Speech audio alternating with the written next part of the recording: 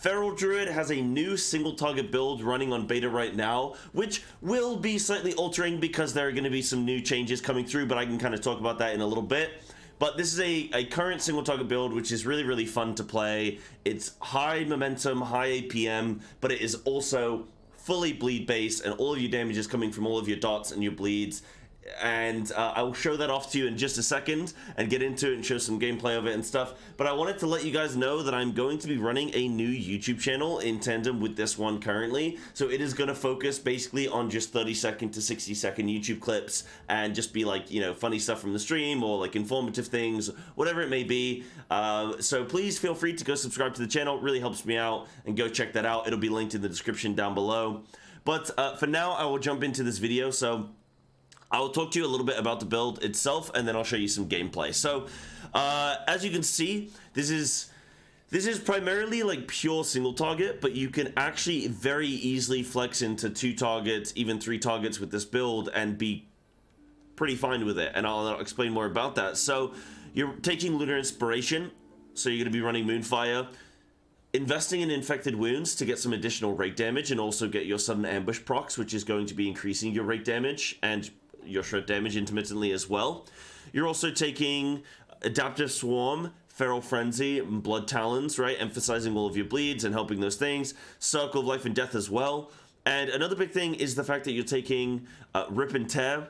So when you see this build played out, you might go, oh man, I'll play it with Vein Ripper because it's a little bit easier to play with bleeds lasting longer. But I would actually argue that it's not.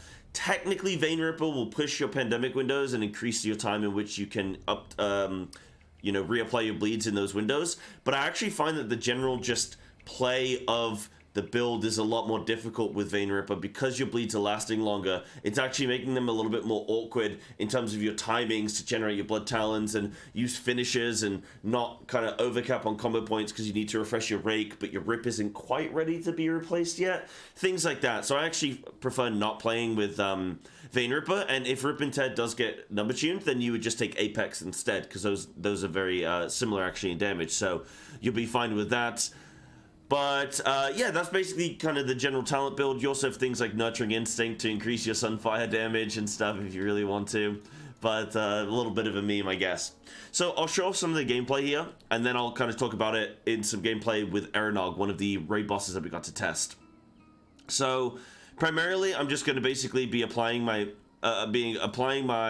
my dots, and then get up into my Berserk window, and then it just becomes about just maintaining everything as and when I can. So let's give it a shot. I think I'm good to go. Now, I'm not going to talk too much during this because I do have to focus a little bit on it and making sure I maintain everything nicely and hit my sudden ambush windows and everything like that. And I think I just missed my Blood Talons there. It's fine. It's fine. I don't need my Blood Talons. It's fine. So you're hoping for those sudden ambush procs to occur and then reapply your rake based on them coming through. Which I just messed up there again. That's fine. But maintaining my rake, yeah, that was actually pretty good. That's fine. Now the big thing with this build as well is trying to maintain your Tiger Furies, and then looking to weave into humanoid form and do a little bit of weaving. Now there's a bug right now where when you apply a Moonfire in Moonkin form and then jump back into Cat form, you can apply a second Moonfire and you'll actually get both dots. So that's obviously not intended. But you can see kind of the you know, it's a very high APM. You're constantly pressing something, but you need to be constantly aware of your bleed up times and make sure you're not taking any chances with those to make it sure everything is getting maintained. And yeah, it's very, very fun. I really like it. But you can see over the course of a good minute and a half,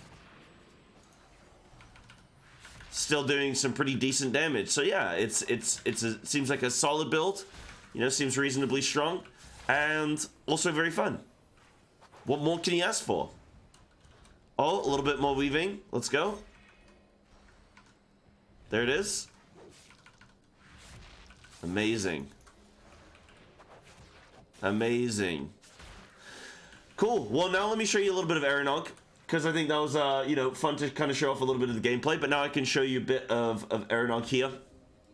So this is the first boss in the raid. So it should, in many ways, be the most simplistic boss. But I actually found it to be really quite fun for a first boss. Definitely preferred it to, like, Vigilant Guardian or something like that, or, like, Shriekwing or whatever.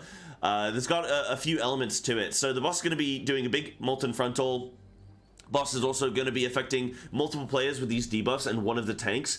And what you want to do is you want everyone to go and stack up on one another, so that when the debuff expires, these adds then spawn out of the pools that the players drop from their debuff.